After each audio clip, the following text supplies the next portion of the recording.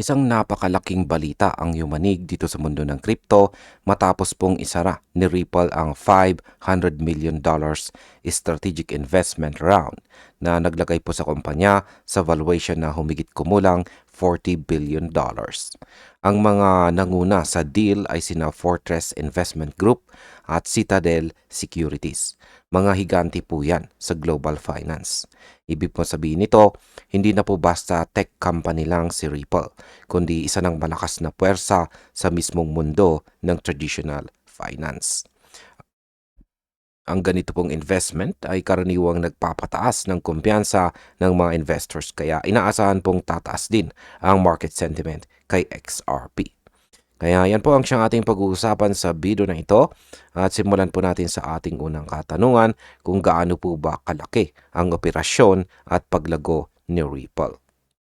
Ayan, ang sabi po rito ay Pompeius highlighted several operational metrics intended to illustrate the scale of Ripple's business activities. The figures referenced include $95 billion in payment volume through Ripple payments and a market capitalization of about $1 billion for RLUSD. Yan, paliwanag po natin yan. Ayon po sa ulat ni Ginoong Pompeius dito, yan po yung kanyang aktual na tweet. Umaabot na sa $95 billion ang kabuuang payment volume ng Ripple payments. Bukod pa rito, may $1 billion na market cap na rin ang RLUSD. Ang stablecoin po ito ng kumpanya. Sa loob lamang po ng mahigit 2 taon, nakabili na po si Ripple ng 6 na kumpanya at muling binili ang 25% ng sarili po nilang shares. 3 beses ding lumago ang operasyon ng Ripple Prime. Ito po ang financial division nito. Kaya ang market impact po dito ay ang mga numerong ito ay nagpapakita po na lumalawak na ang institutional ecosystem ni Ripple na posible pong magpataas sa demand kay XRP bilang pangunahing liquidity bridge. Ayan. Sunod na tanong ay paano naman po nagkakaroon ng koneksyon sina XRP at RLUSD sa sistema? Sabi rito, Pompeius described a functional framework in which Ripple provides the payments and settlement infrastructure. XRP serves as a bridging mechanism to enable cross-border volume movement, and RLUSD acts as the system's stabilizing component. Ayan po, ipinaliwanag po ni Ginoong Pompeius na si Ripple ang nagbibigay ng payments at settlement system.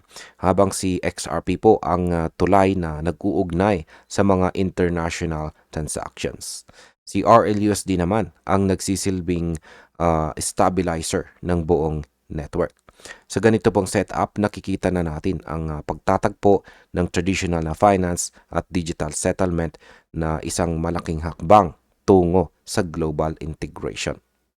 Ang market impact po dito ay ang malinaw na papel ni XRP sa ganitong framework ay nagpapalakas po ng tiwala ng mga institutional players na ito po ang magiging susi sa susunod na yugto ng digital finance.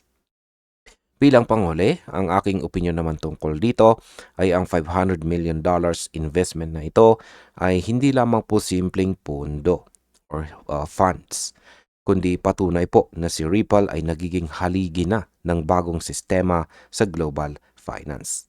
Kapag tuloy-tuloy po ang ganitong expansion, posibleng maging sentro po sa XRP sa pagbuo ng tinatawag nilang Internet of Value.